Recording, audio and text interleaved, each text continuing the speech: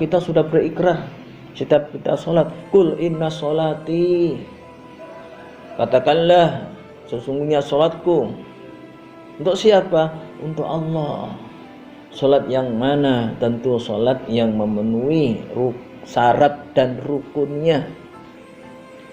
Dan juga usai sholat sanggup meninggalkan perbuatan keji dan mungkar. Sholatku hanya untuk sholat yang mana? Sholat yang betul-betul sesuai dengan syariat, syarat dan rukunnya. Dan bacaan-bacaannya ya, mungkin secara global apalagi sempurna, tahu artinya, Masya Allah. Bapak-bapak, ibu-ibu, sarung Allah Subhanahu wa ta'ala, bertambah sholatnya, selesai sholat menjadi siapa? Menjadi hambanya yang soleh atau solihah.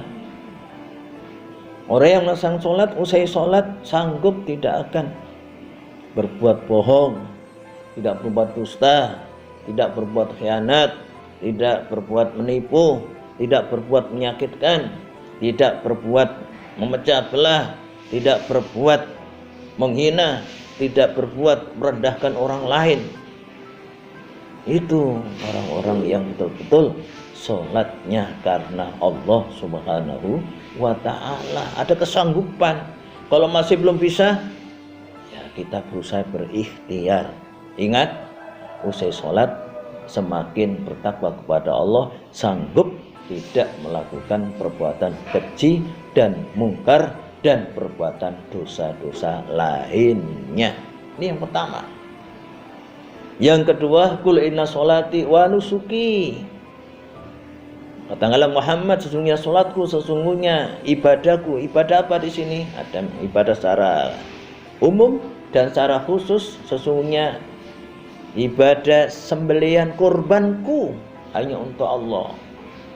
Hadirin Allah, apalagi ini sudah masuk bulan Hijjah, niatkan untuk berkorban. Bagi yang mampu tentunya. Hadirin bukan Allah Subhanahu wa ta'ala. Kok tidak mampu kok bisa? Masya Allah.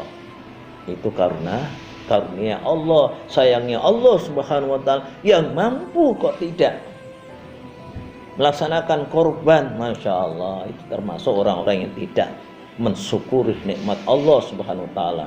Siapa yang bersyukur, aku tambah. La in syakartum la azidannakum wa la in kafartum inna adabi lasyadid. Jika kalian bersyukur akan nikmat-nikmat karunia yang aku berikan pada kalian, aku tambah. Ini kita pegang. Akan ditambah nikmat lainnya, akan ditambah keyakinannya, akan ditambah semangat harapannya kepada Allah Subhanahu wa ta'ala.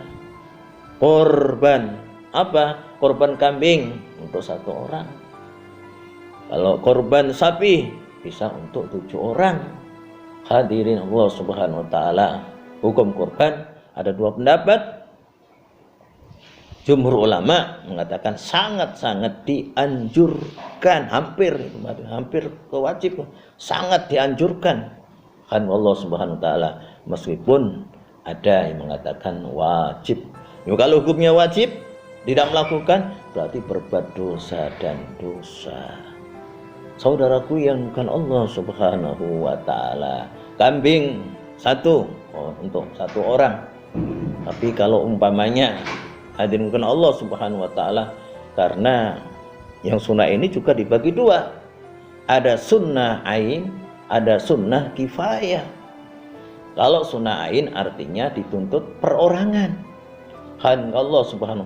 Tapi kalau sunnah kifayah yang dituntut adalah siapa? Mereka yang sudah melakukannya, ada perwakilan melakukannya, maka yang lain tidak dituntut lagi kesunahannya. Umpama dalam satu rumah tangga, kok ada yang sudah melaksanakan 1 kambing, umpama ada 5 orang 1 kambing, kalau sunahin berarti masing-masing dituntut. Tapi kalau sunnah kifayah, kalau sudah ada yang berkorban umpama 1 orang, yang lain-lainnya sudah tidak dituntut. Hadirin Allah Subhanahu wa ta'ala. Demikian pula umpama dalam satu rumah tangga ada 10 orang sapi. Hadirin Allah Subhanahu wa ta'ala, sapi bisa untuk 7 orang. Ya, itu kalau ain 7 orang hadimkan Allah. Tapi kalau kifayah gimana? Hadim ya 10 berarti yang 3 kan belum, umpama kok 15 dalam satu rumah tangga. Kalau kifayah, kalau sudah ada yang ini berarti yang lain tidak tuntut. Tapi kalau ain 7 orang sapi 1, 7 orang sapi 1. Saudaraku yang bukan Allah Subhanahu wa taala seperti itu. Kalau sendirian bagaimana sapi sendirian? Bagus, hadirin bukan Allah Subhanahu wa taala. Bagaimana keluarga yang lain? Ya kalau atas nama satu orang kok, dari siapa nih? Dari umpama dari Zainuddin umpama, Zainuddin dan keluarga. Kalau ada dan keluarga berarti dia bisa apa? Kebagian doanya, kebagian pahalanya kalau disebut, dan keluarganya berarti disebut, berarti dapat. Kalau disebut bukan untuk bersama-sama dan hadimullah satu orang kambing hadimullah, tapi kalau dan keluarga itu kena pahalanya, kena dapat pahalanya, hadirin bukan Allah semua. Tapi kalau tidak sebut berarti hanya satu orang.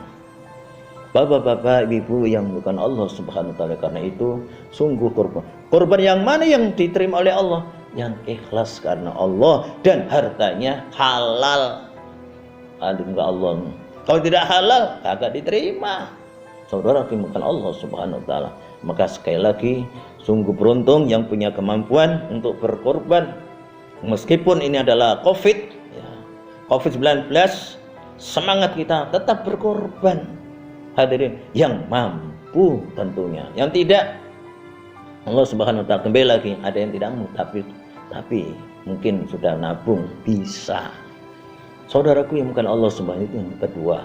Yang ketiga apa? Sesungguhnya hidup hanya untuk Allah. Hidup yang mana?